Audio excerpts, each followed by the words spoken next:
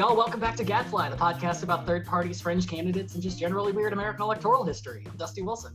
I'm Una O'Leary. And we are back for part 3 of the Lincoln Saga, aka Civil War election. What's the worst that could happen? Oh my God. Civil War, but the things that you never knew that led up to the thing that was you actually learned in school. Yeah. Part 3. Did you know the Senate floor is stained in blood? Because it is. No? Are you surprised? Also no. No. So today we are going to be getting into at least the beginnings of the election of 1860. For the most part, we're going to be covering up to the conventions, and then after that, for part 4, the final part, we're going to be covering how the actual campaigning went. Oh my gosh. Because it's generally weird. The campaigning, the reason I thought this was going to be 3 parts is that for the longest time, the gentlemanly thing to do was not to run for president yourself. You had other people in other regions do that for you. Oh, yeah. Only because it's easier and cheaper, and there's cholera everywhere, so maybe you should just stay home. Oh, and also, I mean, to boast oneself up like that is so incredibly gauche. Dusty. Exactly. Yeah, I mean, we're not all Aaron Burr over here. That's right. I've seen Hamilton. Oh my gosh. So going into this, I was expecting all of our major candidates weren't going to be out there, and so there wasn't going to be a whole lot of stuff in the campaign that was going to be interesting. I mean, for the Fremont election, it was just that he's a Roman Catholic. What for his Arcadian last name? And that was literally it. And so I thought going into this is what we would have. And then I found just troves of information, parallels to nowadays that made me both angry and interested. I, for one, enjoy escaping into terrible history, or at least I used to, like learning about like the the T-dome scandal. The teapot dome scandal. Yes. The fuck up that rolls off the tongue. So like just how terrible, various branches of our government have been in the past. And that used to like leave me with a sense of calm of like, okay, shit has been terrible before and we've pressed on, the long arc of justice bending ever so slightly when it can, etc. But now it's just like I can't. I don't find the same solace anymore. Una, it's okay. I'm gonna put you in this time machine. We're gonna go back to 1860. Great. I might have a better time than you. You definitely will. There's no doubt about that. Yeah, we just have to stay away from all the American know-nothings, and we'll be at least decent. Yes, I will have to change my name post haste. Oh my God. America, fucker. It's not even a saint's name. What is this? Catholic and pagan. Burn her for a witch. Oh my God. It's a shame this isn't our Halloween episode. That would have been So anyway, we're going to be starting off with, 1860. We'll go a little bit back in time because some stuff sets up some, really, really solid drama. Yeah, that payoff, though. Yeah. So going into 1860, it seemed that the Republicans had it all. The party was on the rise, they had a plurality in the House, and in the 1856 election, they showed that they potentially had enough support to maybe even win the presidency. But they did have a couple of really big problems. First, where are the former American Know-Nothing Party people going to go? They have all this rage towards Irish and German people. And Germans? Yeah, what? Yeah. It's something that I was starting to find more and more in the research. Like, a lot of people know, like, they hate the Irish, but there are also a lot of Catholic Germans as well during this time. A lot of Germans coming over. Yes. I think they're the Bavarians. Yeah. And there's a lot of talk about how the Republicans really want to win the German vote, but don't really say anything about the Irish vote. Because they're not above hating the Irish too. Nope. There's a reason some know-nothings became Republicans pretty quick.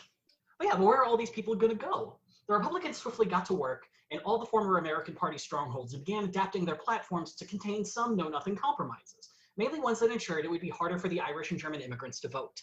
Most commonly, the platforms that they would accept is stating that you are only allowed to vote 2 years after you become a naturalized citizen. Oof, I don't say that near an Alexa. I just feel like too many senators will pick up on that and run with it. I hate that. Thanks, I hate it. And secondly, why do we even need Republicans? You see, thanks to Buchanan's complete fuck up of the Compton Constitution in Kansas, public opinion was that the threat of slavery spreading into the new territories was no longer a thing. And I'm assuming that the remaining territories that were all in the North were majority anti-slavery, and thanks to popular sovereignty, would have voted against entering the Union with legal slavery. So now, the linchpin of the Republican identity, saving the country from being ruled by Southern slave interests, was gone. Oh no. With their little white tent, what are they going to do? So how would the Republicans go about fixing this? Well, with good old-fashioned baseless propaganda. And who fixed this problem? Well, that would be Abraham Lincoln and New York Governor William Seward. You see, during the famed Lincoln-Douglas debates in 1858, Abraham gave his thesis on why the Republicans still needed to exist, which today is known as his House Divided speech, a House divided cannot stand. Mm-hmm. This speech would be interpreted in two different ways. In the South, it sounded like it was Lincoln's promise that when the Republicans came into power, they would do everything possible to abolish slavery. But to the Republicans, it was a statement that the long-term plan of the Democrats was to force the North to legalize slavery and force the North to enslave people for themselves.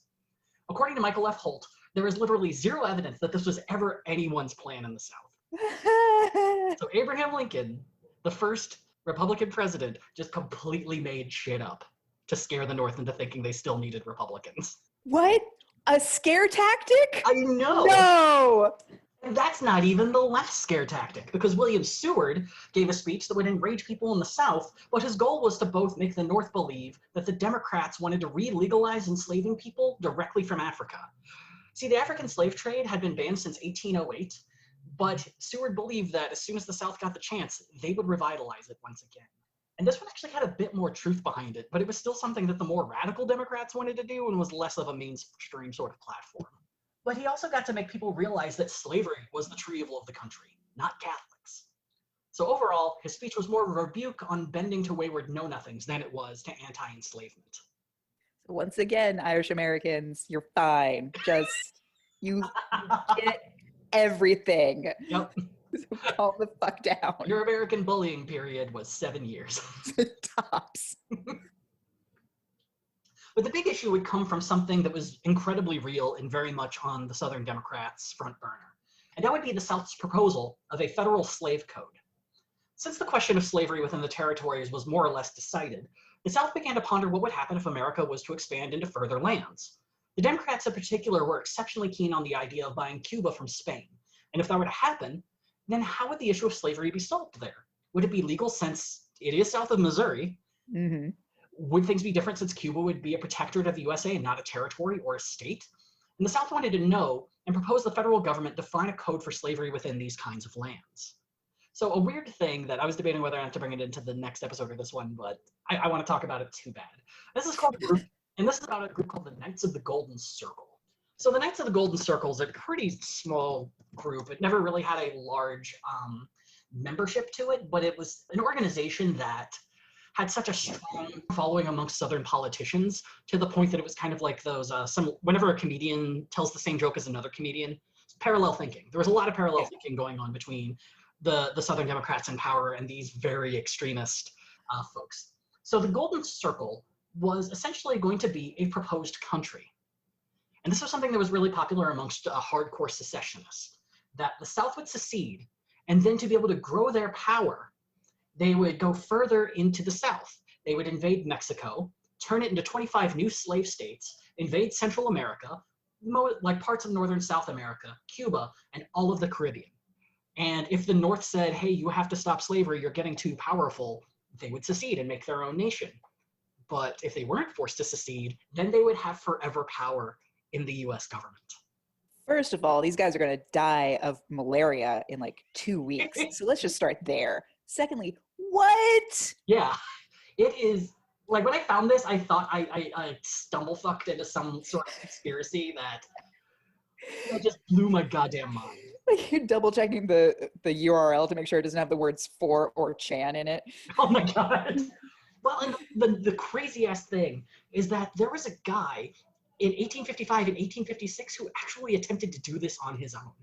A dude by the name of William Walker, who was a dude from the South, briefly invaded Nicaragua and parts of Mexico. He created his own countries for a little bit and made himself the de facto president. He was the first president and only president of the Republic of Lower California for a year. Actually, yeah, less than a year, for 3 months. first president of the Republic of Sonora. He held that job for, let's see here, 5 months, getting a little better.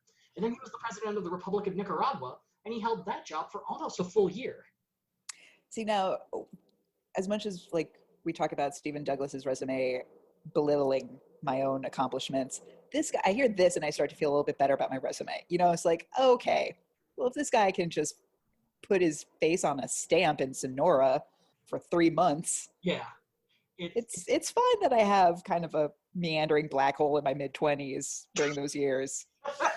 Well, yeah, and it goes along the lines of when we were early talking about this stuff, the amount of self-confidence you have to be like, I'm going to hire a fuck ton of mercenaries, I'm going to charter a boat down to Nicaragua, and I'm going to take the country over on my own. Yeah, just me. Also, goddamn, just when you thought you knew all the reasons why we need to apologize to Nicaragua over and over again, a new one appears. Yeah.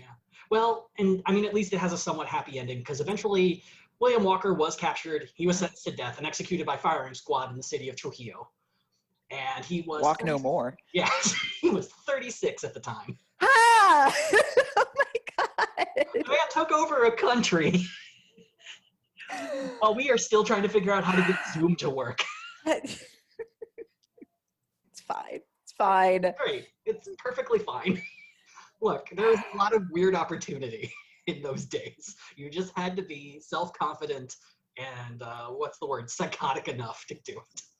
So yeah, so that was kind of the idea, was we need a federal slave code for when we take over Mexico and turn it into 25 states. But also just kind of a way at chipping away and forcing the federal government to make a decision, which during the Buchanan administration was the last thing he wanted to do. I mean, I doubt that was also their reasoning of just like, paint the line in the sand and then make the sand concrete. I don't think there's any altruism there for future generations. No. It's like more of a drive-by shooting, really. Yeah. So now that they've revitalized why America needs the Republicans would convene on May 16th in Chicago to decide who would be their second presidential nominee. They met at the Wigwam, which was a temporary building on the corner of modern-day Wacker and Lake, made specifically for the 1860 convention. Oh. Going into the convention, there were 3 men considered to be the frontrunners for the nomination: former Congressman Edward Bates of Missouri, Governor of Ohio Salmon P. Chase, and the clear frontrunner, the king of all Republicans, New York Senator William H. Seward. Wait, what? Record skip sound? You might be wondering how I got here. And that's right. Lincoln wasn't even close to being a top-tier candidate when the Republicans got to Chicago. But really, that makes a lot of fucking sense. I mean, I'm sure you remember how back in, I don't know, let's pick an election, 2008, when the Republicans were like, hey, this Barack Obama guy doesn't seem to have enough government experience to be president. Yeah. And they said this about a man who was in the Illinois Senate for 6 years and 10 months, and was in the US Senate for 2 years and 10 months. So 9 years and 8 months total. Well, Abraham Lincoln had been a member of the Illinois House of Representatives for 8 years and was a US Congressman for only 1 term. So he may have only had 4 months on Obama in experience, but Barack became president while he was still a senator. Abe hadn't held a political position for 11 years at this point, and was most notable for not becoming the Illinois senator in 1858. And nothing else of that really screams top tier. No. Yeah, Abraham Lincoln, not a lot of experience. He was mostly known for being a really good lawyer and a really good orator. Was he just like the millennial of his day? Kind of. I mean, I think most of these candidates could kind of be considered a very specific kind of man, or at least 3 out of the 4 very much could. And that'll get a little more clear as we start talking about a few other folks. Oh, I can't wait. So when the convention started, the Republicans realized they had a bit of a problem on their hands. Turns out, their 3 first picks all had glaring issues that would keep them from winning an outright nomination. Edward Bates happened to be a former know-nothing American, which completely alienated him from all the German and Irish members of the party. Yeah, and they vote. Yes, they did. Salmon Chase was considered to be far too radical on slavery due to his abolitionist stances and his past of defending fugitive people who were enslaved in court. He was also the former state party chairman of the fading Liberty Party, which was the sole political party with the aim of completely abolishing slavery. And so he was essentially like the Bernie Sanders. You know, it's like, he has a lot of good ideas, but, you know, we can't elect him. We're amazed that he even wants to be part of this party. I mean, it's kind of amazing to me that Ohio was like, yeah, Salmon Chase, we like this guy. Make him governor. Do it. And finally, William Seward. And well, he also kind of started out as a bit of a radical and was very vocal against the American Know Nothing Party, predominantly because he kept feeling like their anti-Catholicism completely overshadowed the expansion of slavery as an issue. But Because it did? well, he was mad that it was. No, this is clearly worse. Because it is? Well, no, because the southern states are going to have more votes. I keep trying to tell Sam and Chase. That's the problem. Voting rights.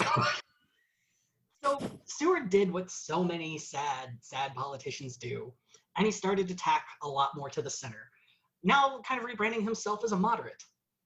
But by this point, a lot more radicals were in the Republican Party, and when they saw him shifting from a radical to a centrist, they vowed never to vote for him. Oh, yeah, they got on their Tumblrs of 1860 and just started shit posting this motherfucker. You know, one of the things that I want to circle back on, especially with the next episode, is the internet has always existed. Yes! It just hasn't been online the whole time. Agreed. I agree wholeheartedly. There have always been subtweets. Oh yeah, you're definitely going to find out there have been memes. There have been so many dumb memes.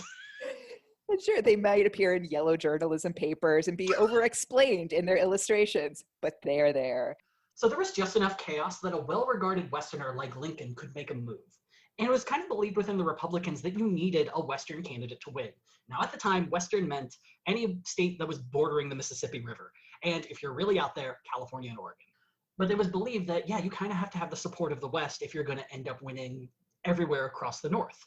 Lincoln's supporters began to rally votes and quickly found that he actually had enough of a base that he could easily finish second on the first ballot. After this, his conventioneers shifted to proposing Lincoln as an anti-Seward option. On the first ballot, their vote estimates proved true. Lincoln would finish second behind Seward, where Seward was still about 60 votes short of the win. On the second ballot, the Lincoln folks had worked to convince the third place vote getter on the first ballot, former Congressman Simon Cameron of Pennsylvania, to drop out. And what they did is they offered him a position in Lincoln's cabinet. Love it. Now, Lincoln would reply to his convention supporters and say that he wasn't interested in any kind of backroom deal. But his supporters, being good and decent people, completely fucking ignored Lincoln and offered the deal anyway. This is politics. Cameron dropped out, and somehow would end up becoming Lincoln's Secretary of War. Funny. Weird how that happens. So after the round of voting concluded, Seward still held the lead, but only by 3.5 votes over Lincoln. I don't know how there's half votes. This happens a lot. I don't know why. I assume it's one person putting 2 votes, and they're like, fine, these are halves. Dusty, this is during a time when there are 3/5 vote. Anything can happen. There are half pennies. We just need to accept it. Why don't you bring the halfpenny into this? Halfpenny did nothing wrong. Triangles of silver. It was just a mess. Oh my god. Oh no, I got tetanus from my money. Yeah. So Seward still held the lead. Then he only had a lead of 3.5 votes over Lincoln. But the real bummer for Seward is he had only gained 11 votes between the first ballot and the second ballot. Things weren't looking great. And Lincoln would end up taking the lead on the third ballot, but he was still 4 votes shy of winning the nomination. Seeing how close Lincoln was to winning, 4 delegates from Ohio announced their intention to change their votes to Lincoln on the next ballot, securing the nomination for Abraham. It would all become official on the 4th ballot. But don't feel too bad for Seward, seeing as how he'd end up becoming Lincoln's Secretary of State. God, just a raffle going on for these secretaries. I mean, I kind of get it, but also the Republican Party's not that big compared to everyone else. So I think it's the thing where, like, everyone knows each other. There's not a ton of fighting that's really going on. And yeah, you're going to want to bring everyone on board if you can. Oh, yeah, it's like 12 positions and 10 dudes. Can we double up? So, you know, while things for the Republicans are pretty hunky-dory and the problems are minimal and solved, oh no, the Democrats. Oh, no. Oh no. Oh, no. What's going on? So things are going from god-awful with the Buchanan administration just shitting the bed on a regular basis to somehow getting even fucking worse. And to understand how this was happening, we need to quickly go look at a group of folks who are called the Fire Eaters. Oh. So the name would come to define Southern Democrats that not only ardently supported slavery, but were very vocal in stating that secession was the surest way to ensure that they could always have it. The group initially formed in 1850, prior to the Compromise of the same year, where during a Democratic meeting in Nashville, they would propose outright forming their own nation. Initially, they were just a radical group, but as Civil War seemed to become more and more inevitable, they began to collect more members. They accused the North of wanting to completely abolish slavery, and were the primary reason that Northerners felt they had to vote for Buchanan. They accused the North of wanting to completely abolish slavery in the South. And the Fire Eaters were the primary reason that Northerners were scared enough to vote for Buchanan over Fremont, just to ensure that the Union wouldn't die to secession. By the 1860 election, membership in the Fire Eaters would include congressmen, governors, and former Vice President John C. Calhoun. The movement had grown so large, like it or not, the Fire Eaters would be able to hold quite a bit of sway at the upcoming Democratic convention. And this is a whole like sub-political party saying like, maybe we just take out United. Maybe we just do States of America. Yeah. Also, fuck you. Exactly, yeah. Like the Fire Eaters to the Democrats at this time could be like the Tea Party to the Republicans. Got it. It's more of like a caucus or like a Facebook group. I'm full. But why Fire Eaters? Like, did they meet at like a tent revival? Now, I can't prove this, but apparently it was a name given to them by Northerners and they just accepted it. So Bourbon was involved. Yes, it was meant to be an insult. And they're like, I'll show you who's a basket of marbles. Yeah, got it. More things change. I mean, they could have done better than Fire Eaters. You really could have. This is terrible. Okay, all right. So on April 23rd, 1860, the Democrats would meet at the Institution Hall in Charleston, South Carolina. Now, this was seen to be a pretty symbolic meeting place since Charleston was considered to be one of the most pro-slavery cities in the nation. Terrible place. Lovely downtown, great B&Bs. Look, oh my God. So Douglas entered the convention as the frontrunner, partially because he had the numbers, but partially because that was the deal for him stepping aside in 1856 to give Buchanan the presidency. We agreed, motherfuckers, 4 years ago. Yeah. Fucking over this 5'4" tall man. Which is a fun fact I realize I never told you. No. Is 5'4". In the mornings, I'm 5'6". By the end of the day, I'm closer to. I've been beaten down. His nickname was the Little Giant. Shut up! People made fun of his height back then. Wasn't everyone like 5'2"? Well, yeah, that's why the debates were so weird. It was partially just like, have you seen Abe Lincoln? Yeah. This guy's 5'4". Yeah, America stands a tall man. Someone sell popcorn to this fucking sideshow. Jesus Christ. But the problem, though, is the Fire Eaters are there, and currently they're being led by former Congressman William Yancey. And William has other plans. So you see, one of the biggest issues that Southern Democrats had with Stephen Douglas is something called the Freeport Doctrine. So back in 1856, when Lincoln and Douglas were like, word fighting, the two had a debate in Freeport, Illinois. During the debate, Lincoln tried to make Douglas state whether he still believed in popular sovereignty as the legal way to define slavery in the territories, or if he supported the Dred Scott decision, which said the government can't define the legality of slavery at all. Being the big brain that he is, Douglas chose option C.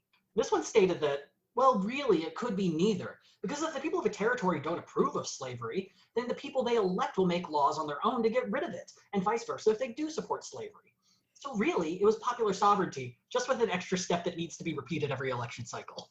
Oh my God, did he actually mansplain? Well, actually. I mean, I might have paraphrased some mansplaining.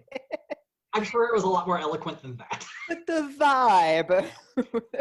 Hey, Abe, look, I'll let you finish, but let me tell you a little something about the law. I know you fancy yourself a lawyer. I've been a lawyer ever since failing out of cabinetry school. By the way, the hutch I promised you will be ready in 6 years. So the reason that this would anger so many Fire Eaters is slightly complicated. On one hand, it completely ignored the findings of Dred Scott, which they were super fucking psyched about. But the other is that there would be no incentive for pro-slavery farmers to move to a new territory if there was no guarantee that slavery would be declared illegal in the next election cycle. Which is also kind of why Kansas had such a high anti-slavery population. You're not going to just up and move and set up a new homestead, and then a year later they'll be like, hey, stop doing this terrible thing. Also, the big issue they found with popular sovereignty is at what point should the people of a territory be allowed to vote on the legality of slavery? Should it be after a number of years, at a certain population point, the second the territory is incorporated? And should it be done by the popular vote, or should it just be left up to the new state's constitutional convention? It was a proposal that many Fire Eaters and Southerners found too disadvantageous for them to risk moving to a new territory and potentially turn it into a new slave state, which is also why they wanted a federal slave code. My God. This is that kind of question of just like, where in the process of going from stolen land to territory to statehood does slavery enter into popular sovereignty? Like all these, like, just like the numerous gray zones legally for a country is fascinating and terrifying. And the fact that it keeps getting mentioned in the context of what fucking fire breathers. Yeah. We're just, it's like, as Fire someone eaters. fire eaters. Fire eaters. Either way, it's just like, I'm having a really hard time because I've been just reading a lot of fantasy novels lately, and this is really just like fucking with me. It's like, because I keep thinking about dragon people who want to take over Mexico and secede from the Union, and also ask, like, so when does a territory get to decide if they're pro-slavery or not? Yeah, it's, I mean, Ask me that moonshine. On one end, I would read that book. I mean, it sounds like an interesting Shadowrun offshoot. Yes, 100%. But yeah, America's built on such a fucking gray zone of shitty and horrific ideas that suddenly, you know, just everything we do is so complicated just because so many of our laws were established as if we woke up 10 minutes before the test and then just Yes. Yeah. Yes. Like, what do you mean stealing land from other people is going to eventually be complicated? Yeah, and that, but then like the nuance and interest of like the law that goes into this shaky foundation at best, it's crazy. Yeah, it's like it's a lot of legal theory that I'm sure at the time they were like, this is so smart and out there, but looking back, it's like, you are just bullshitting for a point. This is, like, someone wrote down what you said and that's how it won. Like, oh my God, you've spent 45 minutes of this hour-long essay on the extra credit question. You know, I think what we're saying is this entire country was founded on your least favorite people in undergrad. Yes. Who kept doing well, and then you'd see them, it's like, yeah, I haven't been to class all semester. It's like, bitch, do you have a full ride? Aren't you paying for this? No, man, my dad's got me a job as soon as I get out of here. I might take it, I might not. You like my tattoo on my neck? It says Cinema Verite. Oh my God. I'm so glad I didn't eat dinner before this. So days before the convention was actually to start, the Southern Democrats and Fire Eaters held their own caucus and created an extremely pro-slavery party platform and agreed to fight at all costs against Douglas getting the nomination. The crux of the plan was that if the Dems passed a pro-slavery platform, then there would be no possible way that Douglas could be a true nominee of those ideals. And the plan did cause quite a bit of debate, but eventually the Northerners would win out and strike out the most ardently pro-slavery planks. And this would lead 50 Fire Eaters immediately to walk out of the convention. And by 50, I mean the entire delegations of Alabama, Florida, Georgia, Louisiana, Mississippi, South Carolina, and Texas, most of the delegates from Arkansas, and one fucking jackass from Delaware. Oh my God. So, like, everyone you assumed. Yeah, most of the South in Delaware. God Delaware. Damn it, Delaware. So the Fire Eaters who left walked a block south and a block west to St. Andrews Hall and declared themselves the true Democratic Convention. Meanwhile, in reality, the Convention Institute Hall continued on. Like, you don't even want to be a part of this country, so you shouldn't, like, why even show up? You could have slept in. Yeah, this is like the time in the world where you could literally just strike out fucking anywhere. You could find a deserted island. Yeah. Just like fucking make shitbag island. Yes. You know, that's probably a lie because they would find a place that someone else already owned and make it theirs. Yeah, they would go to Nicaragua. Like that. Oh my God, yeah, I was being far too optimistic with that statement. So now, to win the Democratic nomination, a candidate needed 2/3 of the delegates to vote for them to officially be declared the winner. However, things got a little trickier when party chairman Caleb Cushing declared that the winning candidate had to get 2/3 of the vote from the whole membership that was invited, not 2/3 of the total vote of people who were still there. So it would take 57 ballots, 10 full days of meetings. Oh God. Before the Democrats wouldn't choose anyone. They completely fucking gave up.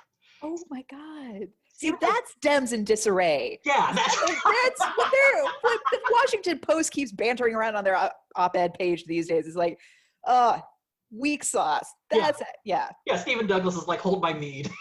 Oh, Jesus. So Stephen Douglas led literally every single ballot, but his vote total consistently ranged between 145 and 153.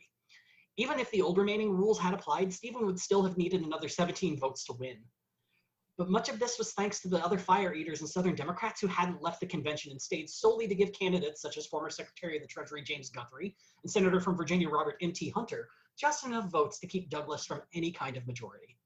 Oh, and fun fact, one person who got at least one vote on every ballot was a dude named Jefferson Davis. Shut up. Oh God. And after 10 days, the Democrats weren't just empty-handed, but they were morally split north versus south. The only decision they were able to actually come together on was that they would meet again in Baltimore in 6 weeks to try again. Let's try to save this marriage. Let's go on a 4-day weekend. Like, I got a Groupon to an Airbnb in Galena. That marriage is not going to survive. Oh, it's fucked. Like, you think it's going to be romantic, but you're going to look at every antique shop by noon. There's 3 restaurants, and one of them is in your bed and breakfast. Oh. Like, your marriage will end on, well, where are we going to get dinner? And scene. Yeah, no, I'm so crushed by this imaginary Terrible. marriage. So that's where the Democrats are. Yeah, the Democrats are at a doomed divorce weekend in Galena, Illinois, staying at a bed and breakfast that smells like everyone's grandparents' basement. God. But hey, we're going to Baltimore, the city of Brotherly love? No, that's, yeah. of sisterly love. I don't know. There we go. So June 18th would roll around, 6 weeks later, and the Democrats would reconvene at the Front Street Theater in Baltimore. Upon meeting up again, the Democrats first had to figure out what to do about the 50 fire eaters who just walked out. Because they are still delegates, and they're here. Oh, they're still showing up. They showed up, yeah. For the free croissants? Yep, they are here. Oh, these motherfuckers. Oh. So the popular opinion in the party was to just reseat all of them. Just, bygones be bygones. Let's just move the fuck on. Which mostly is what happened. Not counting, though, the delegations from Alabama or Louisiana. Now, I'm doing a bit of conjecture on this, but this seems to be as a bit of a direct attack on William Yancey for leading the betrayal in the first place. It seems to come from Douglas to be like, all right, everyone's allowed back in except these motherfuckers who caused all the trouble. The delegates of those states were then replaced by loyal pro-Douglas people to represent Alabama and Louisiana. Amazing. This already seems like a plan that won't backfire, Steve. Not at all. Good big brain plan. So once again, this led to delegates abandoning the convention. But this time, even more than 50 backed out. Everyone who backed out included nearly all Southern delegates, as well as a few from the Northern and Western states. Now he's losing Northern and Western? Yep. Reporter James E. Harvey stated of the Democratic Convention, it was desperate in Charleston, but almost demonic at Baltimore. So appalling was the rage, and so earnest and reckless the purpose of the slaughter. In short, petty AF. Yeah, supposedly he said this directly to Abe Lincoln to give him an update on how things had gone. It's like, not great, Bob. Hey, dude. Not good. Great for Gross you. F. Really great. You want to build a log cabin to celebrate? I don't know. So only 194 and 1/2 delegates remained. I have no clue how half a person was there, but it's what it fucking says. They let someone's wife throw a ballot in. God damn it. Like, It's Mary Todd Lincoln in disguise. fine, let her have half of one. But the bigger problem was there are now fewer than 202 delegates, meaning it was numerically impossible for anyone to win the nomination based off of Cushing's 2/3 rule. So the remaining delegates just overruled that decision, and on the second ballot, Stephen Douglas became the official nominee of the Democrats. Finally, I was waiting for that for them to just be like, we can't make this rule. Yeah, let's change the rule. As the prophecy foretold, Oh my God. Stephen Douglas is the nominee. You shall rise as my Mormon plates have predicted. Oh my God, I will not lie to you. It will suck. Don't you fuck with the Mormons. It'll suck either way. I'm just giving you a heads up. So the convention would unanimously select Benjamin Fitzpatrick, the senator from Alabama, as Douglas's running mate. And Fitzpatrick told them all to fuck off. I mean, to be fair, it was actually much kinder than that. He wrote in a letter that he felt that accepting the vice president nomination at this point would only split the party further apart, and he feared more disunion coming from an Alabama senator accepting this from Stephen Douglas. So later that day, the party would nominate the governor of Georgia, Herschel V. Johnson, for VP, and he would accept. This marked the first time anyone would turn down the vice president slot after winning the nomination, and it wouldn't happen again until 1924. Ooh. Meanwhile, over at the Maryland Institute, the 105 Dems who had just walked out began their own convention. Not only that, they created a platform that would be described as, quote, radically pro-slavery. Just so pro-slavery. So here's the crazy thing. So I've been reading a lot for this from this book. I've mentioned it a few times. The election of 1860, A Campaign for Consequences by Michael F. Holt. And in the back of the book, he lists out the entire platforms of both parties as kind of an idea. Since he had stated before, people cared more about what the parties said than the candidates themselves. The Northern Democrat platform, 1 page. The Southern Democrat platform, 1 page. It's because they're both the same, except one is popular sovereignty and the other is federal slave code. We're going to try to bring back stealing people from Africa, but both of them are just like, yeah, we want Cuba. We want a transcontinental railroad. We want the same shit. That's our difference. That's it. Yep. Just the difference is statehood. God. How do you keep the enslaved? Yeah. Oh my God. I want details. So yeah. And it took only 1 ballot for them to select who they wanted as president. The current vice president, John C. Breckinridge. And for vice president, they would nominate Governor Joseph Lane. Now, if Stephen Douglas's life made you feel like a complete failure, you have not seen anything yet. Here we go. So John Cable Breckinridge was born in Lexington, Kentucky, at his family's estate of Thornhill. But at 1 month old, he would live in the Kentucky governor's mansion, seeing how his dad was now the Kentucky Secretary of State. You see, John's family on both sides were essentially political royalty, with senators and cohorts of the founding fathers on both sides of the family tree. Family was fucking loaded. Oof. However, when John was 2, his father would die of a vague fever, and thanks to his dad's secret massive debt, his family was forced to leave their estate, and they went to go live with his mother's also wealthy family instead. And that's how he became bitter. It was here that John would grow his political philosophy, thanks to the teachings of his grandmother. She taught him the importance of states' rights and the legal theory of nullification, which theorizes that states can ignore any federal law they view as unconstitutional. You know, shit kids love. These are weird bedtime stories. Oh my God. It's like, I'm picturing just like, if Jessica Walter was just completely leathered up in makeup, like she'd been chain smoking her whole life and had worked, building barns until she was 85. Yes. That's what I'm picturing. Yes. And someone who's like dressing up the sentiment of, I got's mine with states' rights. Mama, why does Grandma always grab me by the throat collar whenever she's telling me bedtime stories? Because you need to learn. So when John was 11, his mother and grandmother would get into a vague fight, and John's family would move once again, this time to his older sister's home in Danville, Kentucky. His older sister's husband also happened to be the president of Centre College. So when John turned 13, he enrolled in Centre College, as a student. As you do when you could possibly die of vague reasons. He's surrounded by so much vague. Yeah, it's so much vague. And women, which I'm like, why did he have to turn out to be such a turd? I know. It is kind of a bummer. Yeah. So John would end up graduating with a Bachelor of the Arts degree at the age of 17. And since he graduated in the fall and had a ton of free time, he went and enrolled for graduate courses that winter at Princeton.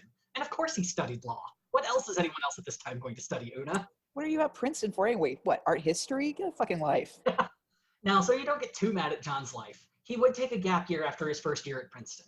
He'd move home and essentially be tutored by William Owsley, a former circuit court judge that was currently between jobs as Secretary of State of Kentucky and Governor of Kentucky. Oh my God. In 1840, John would enroll for his second year of law at Transylvania University and graduate with a degree in law the next year, at the age of 20. Whoa. What happened to Princeton? He didn't go back. He liked being home. There's kind of the history of homesickness with this guy. He really loves being in Kentucky. That would be sweet if we don't find out in a few minutes how much of a monster he probably was. Oh, you're so silent! So after getting his law degree at the age of 20, he was legally allowed to practice law the very next day. Wow. Well, yeah, suck it, Stephen Douglas. Yeah, he had to move to do law. Yeah, like a commoner. Look, I worked very hard to have my family be related to everyone of importance in Kentucky. It is so difficult to pass on these motions with that silver spoon stuck in my mouth. I guess I'll learn law from the former Secretary of State. Yeah, I was Secretary of State. I was at the Ivy of the South, essentially, but I still found it a little too northern for my taste. Wait, your father wasn't a Secretary of State? I just assumed everyone got to be that position at some point. I don't know why I'm giving him that voice. It's Kentucky. Right. All right, now let's knock this kid down a peg. It's fucking time. See, John is ready to law all over the place, but he started to realize that there are already too many lawyers in Lexington, Kentucky. He tried to work in Frankfort, Kentucky, but didn't have any luck. So he did what many other young lawyers of the time did, and he moved out west. He considered moving to Illinois, where he happened to have a ton of land that his family just inherited. But he found out where that land was in Jacksonville, Illinois. And there also happened to be two other young lawyers there doing pretty good, named Stephen Douglas and Abraham Lincoln. Shut the front door. God, it's such a small world. There were two cities in Illinois for the longest time, Chicago and Jacksonville. Of all the places for my family to just fall into a parcel of land, it had to be Jacksonville. You know, the fucking Bauhaus of law. Jesus. So John would end up settling in Burlington, Iowa, and at the age of 21, he became one of the busiest lawyers in the area. Because no one else was there. That was the whole point. Yep. He found a town with no lawyers and cleaned house. But that all would, again, fall apart the next year. John decided to visit home, and while he was there, he contracted the flu. He chose to stay in Kentucky for the summer, feeling that the weather was going to be better for him to recover. And while he was there, he ended up getting married. So he ended his freakishly successful law practice in Iowa after 1 year and opened up a practice in Georgetown, Kentucky. In 1847, the Mexican-American War had started, and John was dead set on gaining a military appointment and join the fight. Turns out, by this point, his former tutor, William Owsley, had just become governor of Kentucky, and he awarded John the position of major of the 3rd Kentucky Infantry Regiment. With 0 military experience and at the age of 26. Oh my God. What could go wrong? What could go wrong with someone who's been handed every part? Land, positions, education at 13. Like, tragedy keeps trying to mold this young man. Trying so hard to give him any bit of character. Oh my God. So 2 months later, John would find himself in Veracruz, Mexico with the 3rd Regiment. The thing, though, is he and his soldiers got to Mexico just in time to miss all of the combat. Oh, how darn. But of course, now's the point where a young lawyer decides to run for office at a super young age. After turning 28 and returning from Mexico City, John was approached to run for the Kentucky House of Representatives, which made a lot of sense. He came from a prominent family. He's technically a war hero, I guess. Yeah. He enslaves people. 5 people. He has enslaved 5 people at this time, to be exact. No. And the local Democrats were looking for candidates to run against abolitionist Whigs. And here's kind of the sad thing, is John's family, especially on the Breckinridge side, all Whigs. And when they found out that John was a Democrat, one uncle said, I responded to this news the same as I would have if I found that my daughter had been defiled. Oh my God. Yeah. You know, a normal response. But to be fair, it is the party of slavery, so, I mean, I kind of get what he's going at here. Just, like, wow. Yeah, wow. So John would end up running, and he would win by about 1,000 votes. And he became the first Democrat to win in his whole county. Somehow he also found time that year to create a whole new law partnership, co-founded a semi-weekly Democrat newspaper, and started a friendship with his cousin's new husband, Abraham Lincoln. His cousin was Mary Todd. What? Oh my, ah! Yeah. And then they were friends? Yeah, he is friends with Abe Lincoln. So here's the frustrating thing, is he's clearly, he's very different from, say, a guy like Gerald L.K. Smith, who is incapable of friendship. This guy, he seemed like, as long as you were also a white person, right, very affable and very friendly and very easy to get along with. Yeah. Would they just like run into each other when he would go visit his family's inherited plot of land in Jacksonville? Oh, this land? Yeah, it's ours. What am I going to do with it? Oh, you want wait 100 years and sell it? Yeah. Wait for developers to become a thing? Oh my God. Look, we're building a log cabin cul-de-sac. It's going to be very popular. So John would become the de facto Democrat leader in the state house. And in 1851, he would get a promotion to the US House of Representatives. He would become a congressman at 30, at fucking 30. Boo. As a congressman, Breckinridge would be an ally of Stephen Douglas, going as far to completely support Douglas's plan of popular sovereignty and become friends. This guy. However, by 1855, Breckinridge's congressional career was pretty much doomed. On one hand, he nearly ruined it himself by accepting what he thought was a challenge to a duel by another congressman. So what had happened was the congressman had insulted him in a way that made it sound like he was being challenged to a duel. And so the way you respond to that then is you name the weapons and the steps into place. And so Breckinridge responded, rifles, 60 paces, to which the other congressman was like, oh, I'm being challenged to a duel. Pistols, 10 paces. Oh, shit. And so this is all a misunderstanding. You know, a real bedroom farce. But yeah, but thanks to that, there was so much confusion as to what the fuck was going on. It gave them time to actually calm down and settle things amicably, which was good because Kentucky had just passed a law that said if you participate in a duel, you cannot hold elected office. Good. Was dueling so common, or just Yeah, dueling wow? was a problem for a while in America. Yeah. I mean, Andrew Jackson spent a lot of his life dueling. Needed a hobby. Well, I mean, I will, like I said, the only nice thing I'll ever say about Andrew Jackson is the man loved his wife. Almost all the duels that he got into were times that he was defending his wife. Because when he had gotten married, she had been previously divorced from someone else. But after they got married, they found out the divorce actually hadn't been finalized. Oh no. And so she was often accused of bigamy, random harlotry, and things of that sort. And it hurt her so much that anytime Andrew Jackson heard people insulting her good name, he would immediately challenge them to a duel and usually win. Wow. That's the only nice thing we will say about Andrew Jackson. Yep, that's literally it. That's it. Anyway, who are we talking about? John C. Breckinridge. Here we are. Yes. But the other issue with his seat was the American know-nothings were getting really big in his home seat in Kentucky. So big that they were about to oust every Democrat in the area. It also didn't help that there was an unfortunate redistricting, and John knew that he had no chance of winning re-election. So gerrymandering, man. Yeah, and so he just chose to retire at the end of his term. Franklin Pierce would nominate John to be the ambassador to Spain, but John turned it down to take care of his sick wife. There were actually many positions that John would be offered over time. At one point, Pierce would offer him the position of governor of the Washington Territory, which is something that Pierce really, really genuinely wanted, but would eventually turn it down. This guy just gets handed everything. Yeah. So many things. But now 1 year later, at the age of 35, John would be nominated to be James Buchanan's vice president. This had been done to try and further appease the Douglas supporters and friends, such as Breckinridge. The thing, though, is Buchanan fucking hated John Breckinridge. So John had previously supported Franklin Pierce for president. When Pierce dropped out, he then started supporting Stephen Douglas. And Buchanan resented the fact that Breckinridge never supported him. And you know how much Buchanan loves everyone around him to agree with him. Yep. Petty motherfucker. So Breckinridge and Buchanan almost never had any meetings face-to-face during Buchanan's presidency. And towards the beginning, there was a time where Breckinridge was constantly trying to be like, hey, could I see the president, please? And he would be rebuffed, and people would say, you have to talk to Harriet Lane. And Harriet Lane was Buchanan's niece, who was operating as first lady and hostess. Oh, right. Yeah. And Breckinridge took that as them to say, oh, talk to his secretary, vice president. Schedule an appointment, you unimportant fool. Oh, man. And eventually Breckinridge found out, like, no, that this is code. This is code. You go talk to Harriet, she leads you to the president. Amazing. But it also might have been bullshit, just because it was probably a thing that Buchanan knew would piss him off. Yeah. Like, both sides are right in that it was bullshit, and also the only way to talk to Buchanan. Exactly.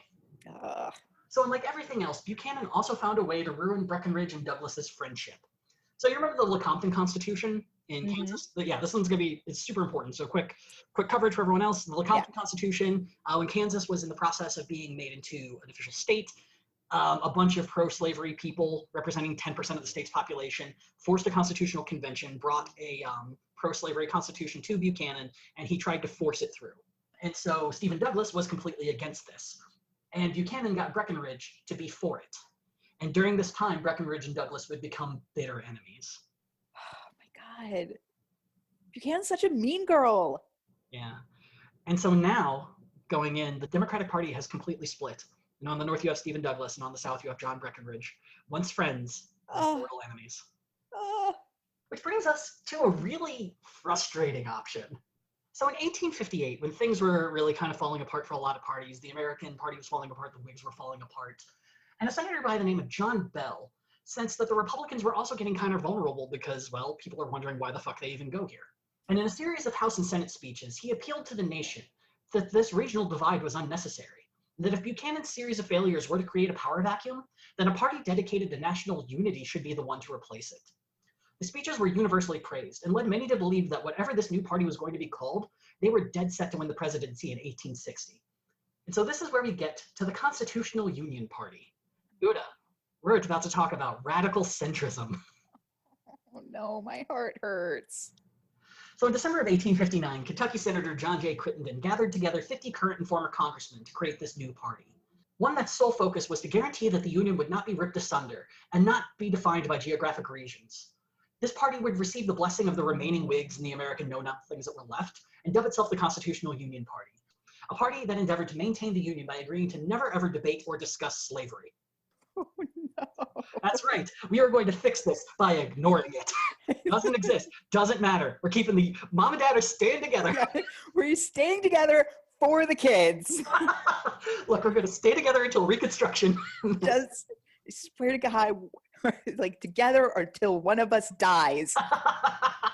So, you know, a really great basis for a political party. Oh my God. The fun thing is their political platform in this book, it's a paragraph long. It has literally nothing else in it except that we are bound by the laws that already exist, the Constitution, and we are never, it didn't even mention slavery. Right, and that thing we can't talk about. The problem that doesn't exist. It's the la la la la la la la la la la la la party. So a vast number of the members were former Whigs from the South, and the party colloquially became known as the Old Gentlemen's Party. Oh, Why yeah. can't things be the way they used to be, Una? These old gentlemen will save us. What happened to the civility of politics? Hey, can't we just go a day without talking about politics and reconnect as people? And Pete Buttigieg does have some good ideas. Oh man, I'm taking that out of context one day. When we hit that Breckinridge-Douglas fault line in our friendship. Well, you said. So the party itself figured it had little chance of winning. So they shifted their plan into something more feasibly save the Union. They would focus entirely on winning the border states of Maryland, Kentucky, Tennessee, Virginia, Ohio, and Pennsylvania. And if they could pull off victories there was a chance that no one would get a majority of electoral votes. And this would push the top three candidates into an election done by the House. And seeing the other parties as too radical, the House would turn to the Constitutional Union Party as the only sensible option. Elect them and hit the snooze button on Civil War for another 4 years.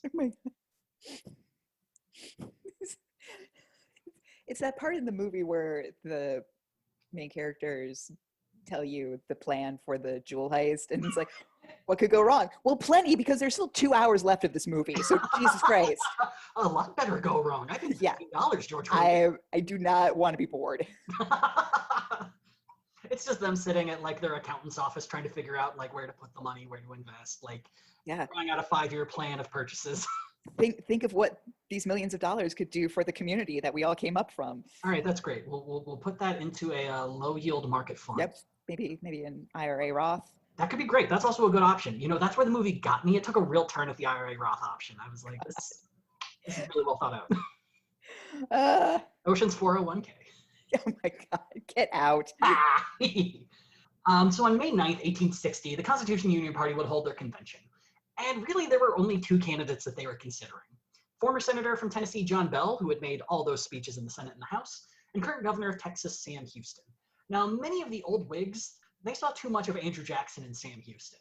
And on the second ballot, many abandoned their first choice candidates to vote for Bell and give him the nomination. Is Sam Houston, like, did his name become the city of Houston? Yes, it did, yeah. Okay. Yeah. All right, because I was saying, it's like, God damn, that is a Texas name, if ever. Yeah. Oh, wait, it's because there's a city of Houston. Okay. Yeah. Good old Austin, San Antonio, Houston. Amazing. So on the second ballot, John Bell gets the nomination. They select former Senator from Massachusetts, Edward Everett, to be their vice president, and did so by a voice vote, which I imagine is just, for everyone who's there, a lot of old man coughing and quiet days. You know, moderate cheering. Trigger warning for those of us still in COVID land while we're listening to this. Oh. So John Bell, very much like Douglas and Breckinridge, was a young lawyer who entered politics shortly after graduation. Bell would get his law degree at 20 from Cumberland College, and then he became a state senator the very next year. Ooh. He'd only serve a single term, do some lawyering for a while, and then at 31 became a US Congressman, because that's just what like men do. Yeah, I want someone who actually finished cabinetry school and then became a congressman. Just give me something. You know what? This is like this generation's ending up at MBA, getting an MBA. Yep. And then thinking they can start a hedge fund. Man, I don't know what the fuck happened. I was just sitting around, and all of a sudden now I'm representing Hawaii's 2nd district. Life moves pretty fast, bro. No, I wanted to run for Congress, but I just spent so many years working on this chest of drawers. What the fuck have I done with my life? I just saw a light. And then someone with a Mormon background came to me. He told me not to fuck with him, and then I ended up being a district attorney. It was very weird. So Bell would end up representing Tennessee in Congress for 14 years. And during that time, John Bell did a genocide. What? That's right. That's right. I did that smile because, yeah, John C. Breckinridge enslaved people. John Bell did genocide. Because you see, in 1830, John penned what became known as the Indian Removal Act, which led to the Trail of Tears, a forced migration of the Cherokee, Muscogee, Seminole, Chickasaw, and Choctaw nations from the southeast to modern-day Oklahoma, and during which between 8,700 and 17,000 indigenous people died of cholera, exposure, and starvation. Ah! Yep! Centrism! He's the radical centrist too! God damn! Yeah, well, and the crazy thing was, is during this time, he was friends with Andrew Jackson.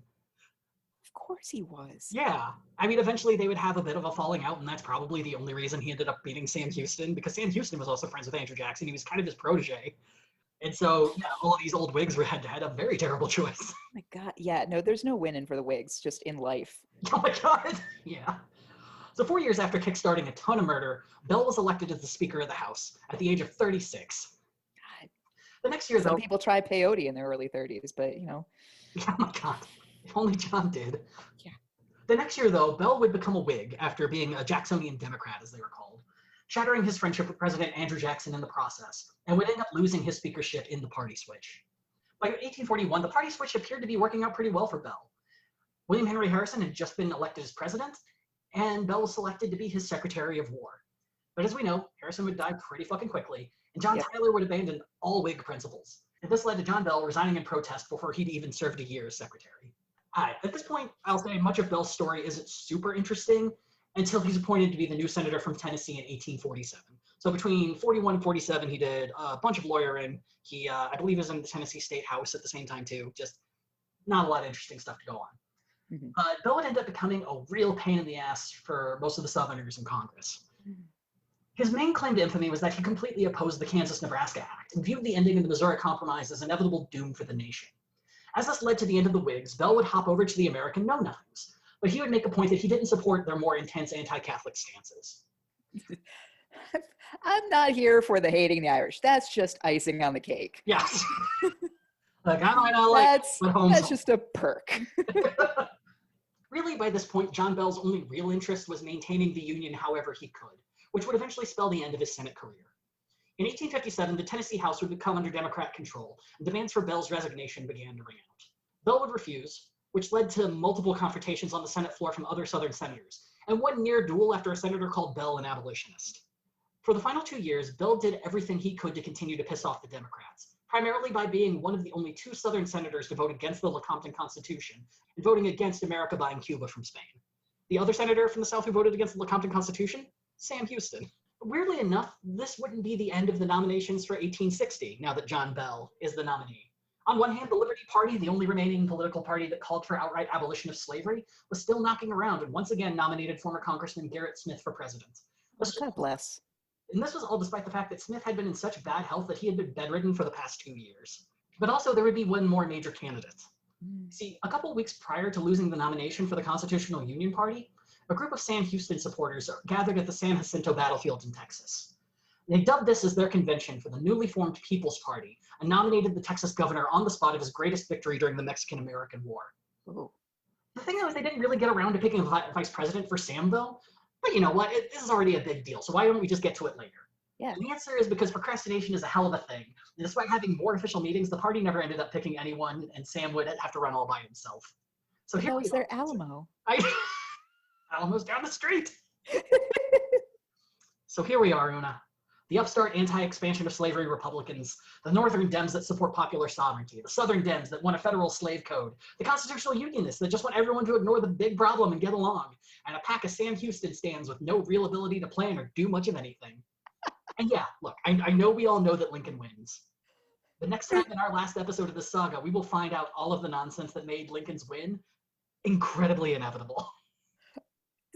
There's so many parties. How did we... This is so crazy. It's easily the most crowded election America has ever had. And all we get are some dumb, like, commemorative plates of Douglas and Lincoln debating over bullshit. Yeah. Which, I mean, yeah, that's an important part of history. Sure. Fine. But yeah, the 1860 election is so fucking pivotal. It is incredibly important. I It's mean, you had me with the, with the radical centrist part. it's so You know, my jaw about hit the fucking floor when I read that shit.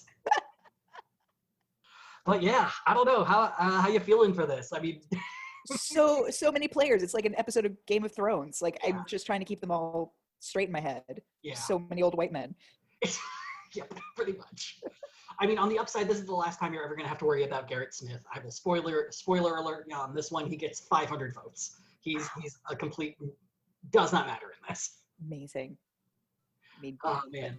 But you know the thing I'm most excited about in the next episode? what's that, Jesse? We're going to talk about Civil War Antifa on the next episode of Gadfly.